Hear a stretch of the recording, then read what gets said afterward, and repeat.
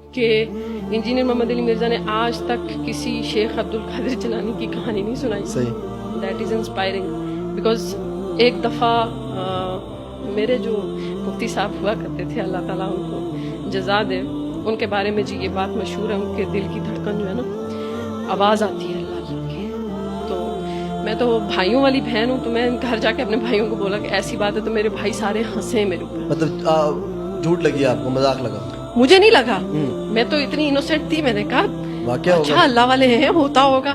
میں نے کہا چلو آج کے بعد میں بھی پریکٹس کروں گی اللہ کی آواز نکالنے کی. لیکن میں نے اپنے بھائیوں کے ساتھ جب اس چیز کو ڈسکس کیا تو میرے بھائی ہنسے, انہوں نے کہا ہم تمہیں ثابت کر کے دیں گے کہ نہیں آتی.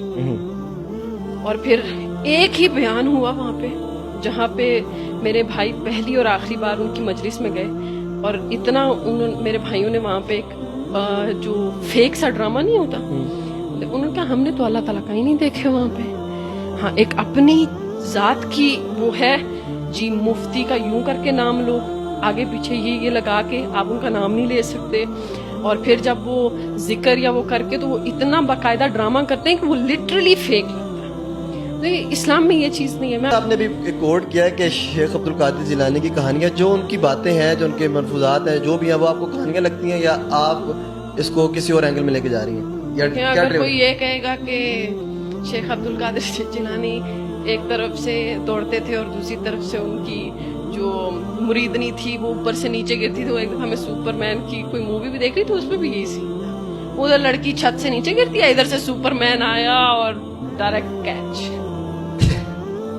دس از شٹ. آپ یہ واقعات شیخ عبد القادر جیلانی کے ساتھ جوڑیں گے ڈیفینیٹلی. یہ واقعہ سنا ہوا آپ نے, کسی نے سنایا؟ بالکل. کوئی ایک توبہ انجینئر صاحب نہ ہوتے تو ان کہانیوں کا بھی نہ پتا چلتا. صحیح ہو گیا. خیر جسٹ لیو اٹ, یہ ٹاپک بہت فضول ہے. اچھا آپ کس کو فالو کرتے ہیں؟ اب آپ کہیں گے میں صرف قرآن حدیث کو فالو کرتے ہوں, تو پھر آپ نے آپ کے ٹیچرز کہاں جائیں گے جنہوں نے پڑھایا آپ کو؟ مجھے میرا پوائنٹ دوبارہ میں وہی جنہوں نے مجھے پڑھایا ان پہ مت آنا, بڑی لمبی بحث ہے. توبہ مطلب کہ انہوں نے صحیح نہیں پڑھایا؟ صحیح تو چھوڑو, انہوں نے جو جو کیا اور جو جو چیزیں میں نے دیکھی, میں سوچ رہی تھی میں پھنس گئی, میں کہاں پھنس گئی.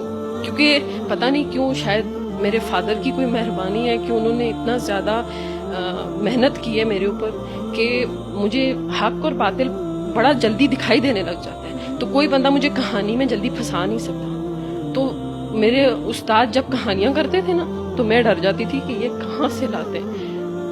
ان کو چھوڑیں, ٹیچرز کو تو رہنے دیں.